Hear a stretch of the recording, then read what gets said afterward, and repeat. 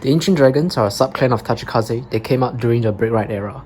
Just like most Tachikaze decks, they focused on retiring their own rearguards to get power.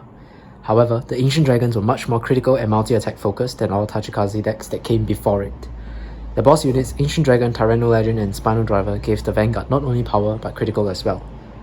Break riding Tyranno Legend over Spinal Driver and using Tyranno Legend's limit break ability not only powered up the Vanguard but also added criticals, making your Vanguard hit for at least 31k on a break ride turn, triple critical without counting boosters.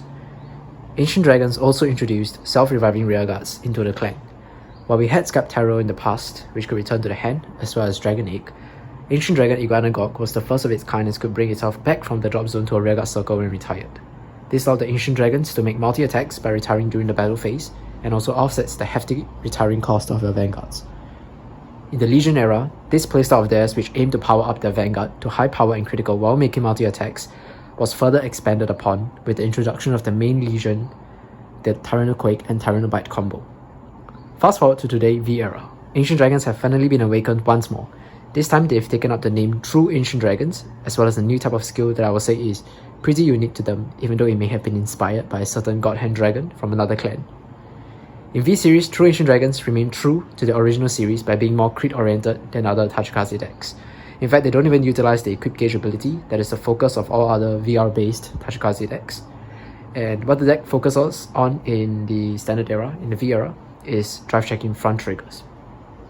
All True Ancient Dragon cards have the once per turn ability.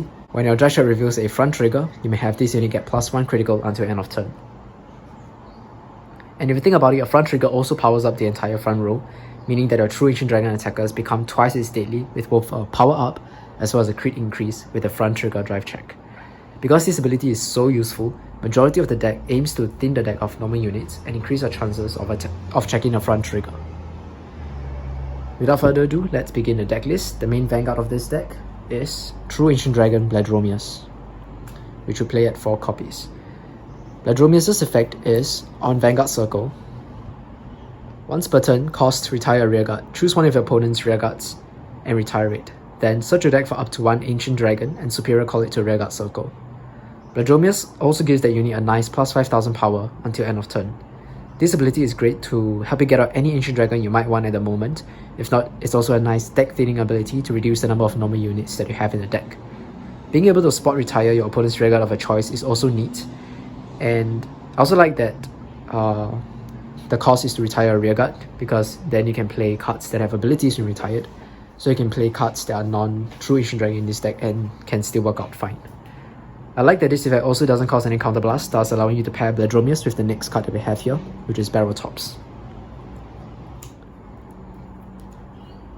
Barreltops is the only other grade 3 that we have in standard for the True Ancient Dragons series of cards. Its main effect is when placed on Vanguard and Rearguard Circle, if your Vanguard is an Ancient Dragon, you can counterblast 1 and draw a card, and then Barreltops gets +5000 power until the end of turn. So this is a nice +1 with power bonus to add on top of it, allowing you to hit magic numbers. The nice thing is you can superior call Barreltops out from the deck with your Bladromius, and Barreltops will be attacking for 22k on its own. And also you're reading your deck of a grade 3 as well, increasing the number of shield value cards that you have remaining in your deck. And that's basically it for the grade 3s. The deck only focuses on just on having a True Ancient Dragon Vanguard grade 3, so you don't really want to play any other grade 3 other than these 2 cards. Moving on to the grade 2s, we start off first with one of the best grade 2s in the True Ancient Dragon deck, right? And that is Allonerose, 4 copies. So Allonerose's main skill is on Vanguard Circle and Rearguard Circle. You may counterblast 1, look at the top 3 cards of your deck, call up to 1 Ancient Dragon from among them to Rearguard Circle, and put the rest on the bottom of your deck in any order. This card actually makes me feel like I'm playing Go Paladin sometimes, but I'm not complaining, as it's a great card that helps you feel out your feel early game with the True Ancient Dragon Rearguards, and also deck thin in a way. Unfortunately, since its skill is when placed from hand, you cannot chain it or use it effectively with Bladromius. But I also get why, because it will be a little too strong that way, since most of the time you will just be searching it out for even more pluses. Allonerose calling off at Barreltops from the top 3 also feels really good, and to that we have to thank the fact that Barreltops does not specify from where it has to be called to use this effect. It's just a one-place ability. Also, since Elonneros puts cards on the bottom of the deck, if those cards are trigger, you can redistribute them using your main Vanguard Bledromis' effect to shuffle the deck. So generally, if I want to use Bledromis' effect and I have Elonneros in my hand, most of the time I will choose to go with Elonneros first. Our next grade 2 is the other True Ancient Dragon that we have, and that is Heft Starako at 4 copies. This is a main guy that you want on the XL circle, and basically his effect is on an additional circle, which is an XL circle, Heft Starako gets plus 5000 power and cannot be retired by your opponent's card effects. This effect is continuous on both players' turns, so Heft Starako is a 14k base power unit on both your turn and your opponent's turn. This is a really nice card that hits easily 19k on its own with XL2 or even 24k with XL1. 24k on XL2 is also possible if you superior call it out from the deck with Bledromius. Free power is always welcomed in a deck like this, so this is definitely a nice card to have for the deck. However, these two are our only True Ancient Dragon grade 2s that we have for standard. So to fill up the rest of the slots for grade 2s, I have to play some non-ancient dragons in my deck. And we have 2 Zealous Horn Dragon, Delofo Pyro, as well as 1 Ravenous Dragon Mega Rex. So let's have a look at Delofo Pyro's first. Delofo Pyro's effect is when placed from hand, you may counterblast 1, draw a card, and call a card from hand to rearguard circle. And then you also may put the top card of a deck face down as an equip gauge for that unit. This skill is sort of, this second sentence is sort of irrelevant, right, for this deck, unless you're playing cards that can superior call cards from the gauge or need gauge to function. Basically, the Delofo Pyro is just used as a generic grade 2 in this deck that helps us draw, right, to further make up the fact that we don't play much draw triggers, as you'll see when we get to the trigger lineup. Its effect is also a nice +1 as well, and if you can just call a card that you are planning to call anyways, right?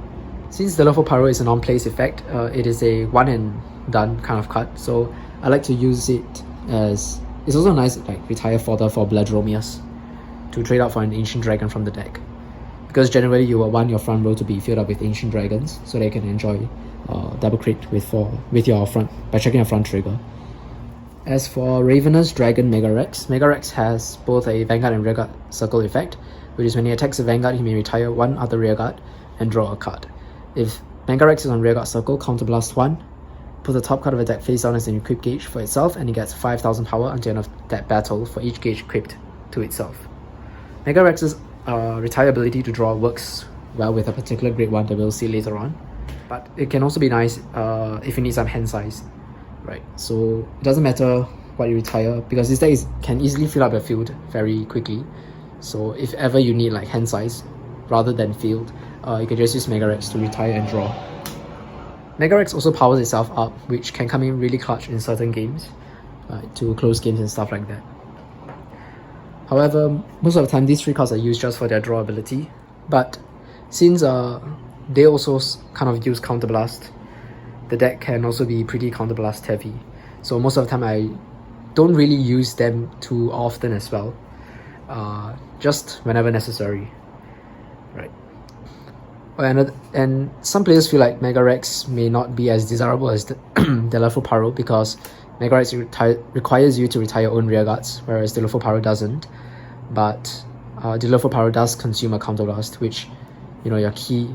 These 2 cards are the key cards that you want to be using your Counterblasts on.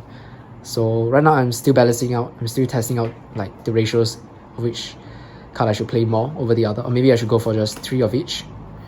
So, but right now I think 2 and 1 is fine, right? Because most of the time with this deck is kind of a rush deck, so the games don't drag too long for me to really figure out which one is much better. But I think the Delofo Pyro is what I prefer right now. That's why I'm playing it at 2 copies.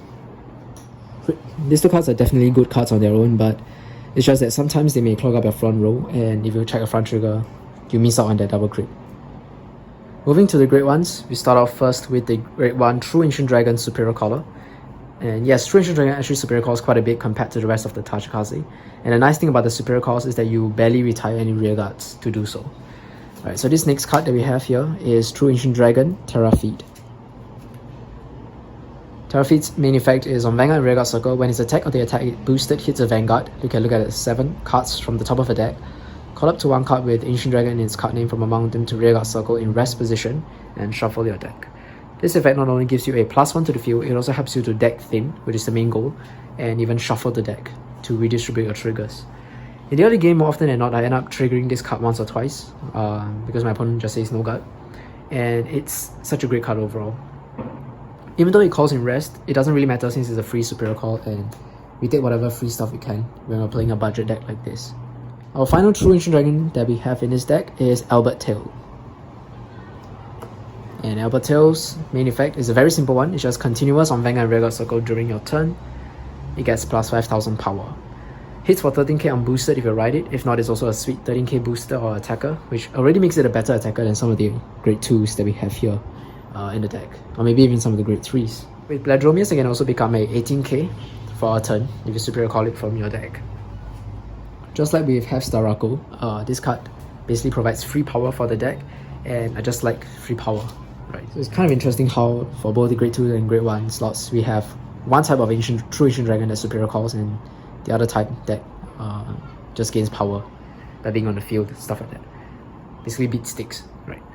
So this is pretty much all for the True Ancient Dragons. The rest of the deck is just your triggers and additional grade 1s that you play to support the deck, and of course to fill up the remaining grade 1 slots.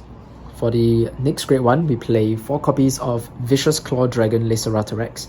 This is probably the best, or if not one of the best grade 1s that you can play in the True Ancient Dragon deck because it's such a generically good card.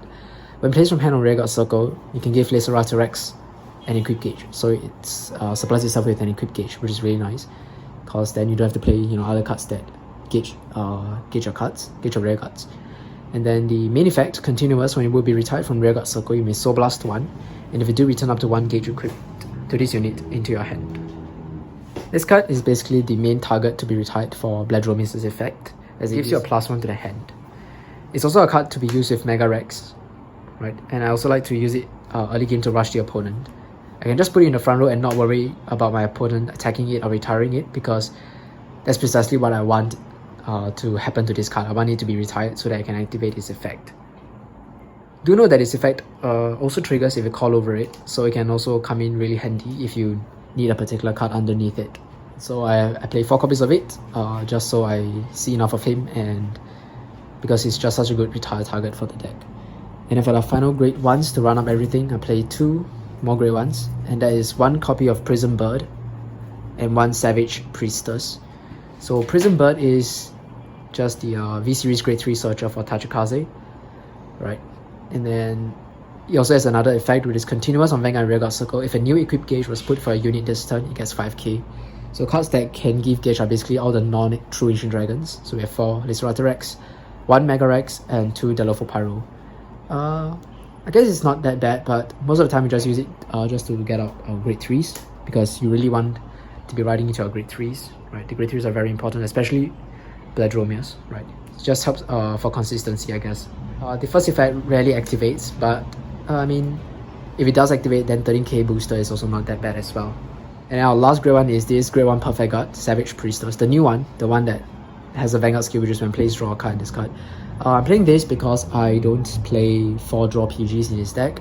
In fact, I only have 3 Sentinels for my trigger lineup, so and I do want to make use of Sentinels, so I really do want 4 Sentinels in my deck, and I currently playing Savage Priestess. I think Perfect Guards are still really needed, especially now where a lot of decks can hit for very high numbers and stuff like that. So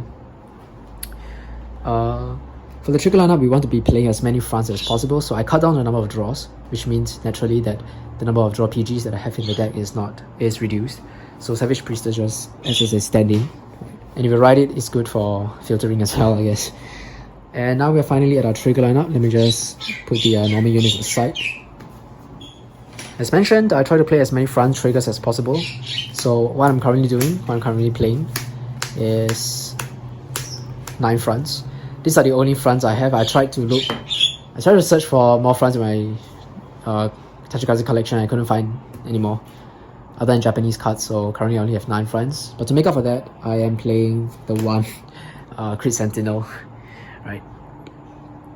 Currently not really in the mood to just go down to the store to buy 1 front trigger. So for now I'm playing 1 crit. This is a stand-in card. I find it to be the best stand-in trigger because it not only does it have 30k shield, as you can see here, as a Crit Sentinel, so it has 30k shield as a Sentinel, but also because it's a critical trigger, and basically front triggers in this deck sort of have double function in that they also provide critical to our rearguards.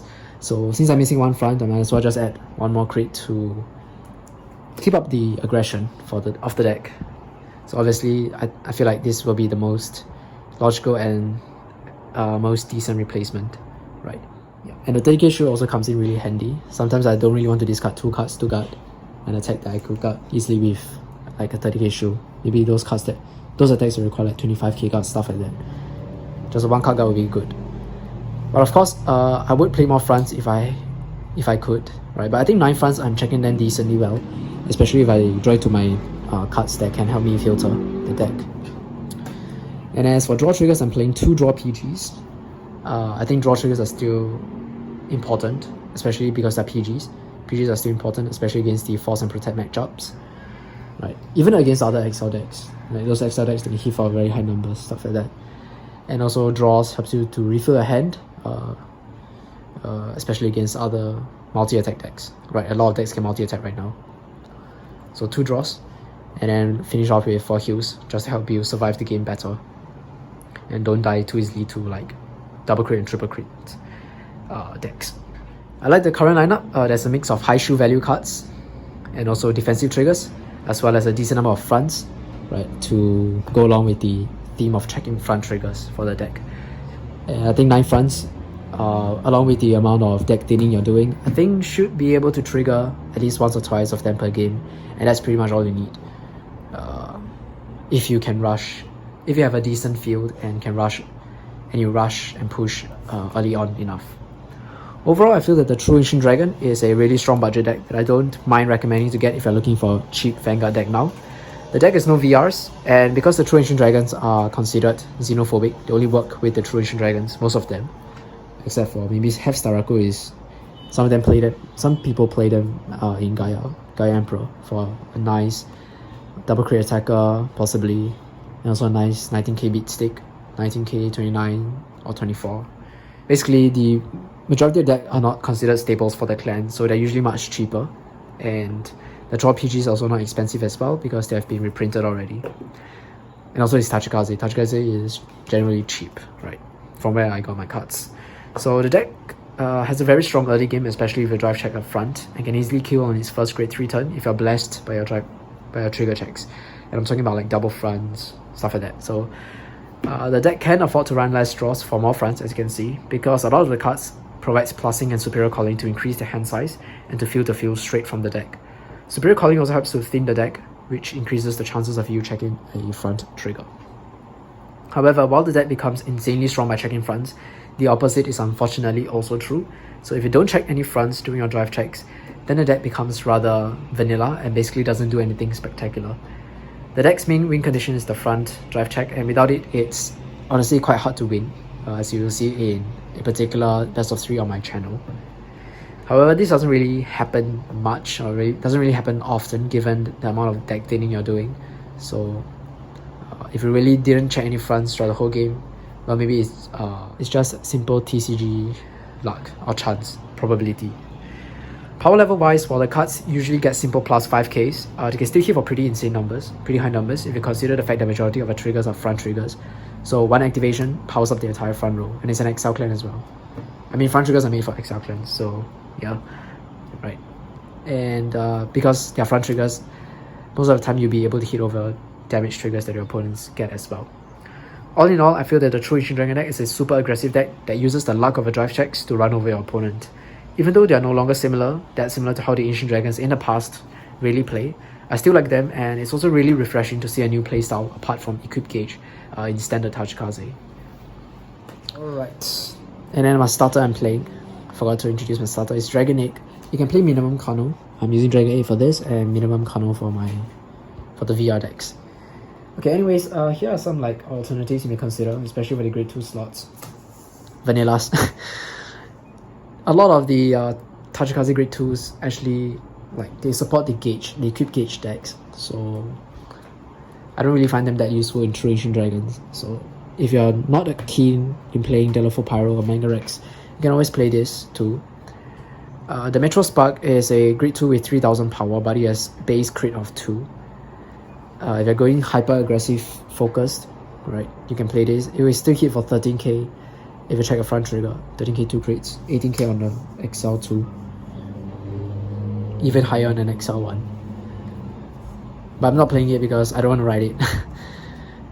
And in my opinion, I think the Delafo Pyro and Mega Rex are still better, but if you want, you can also have this. This is a more defensive grade 2.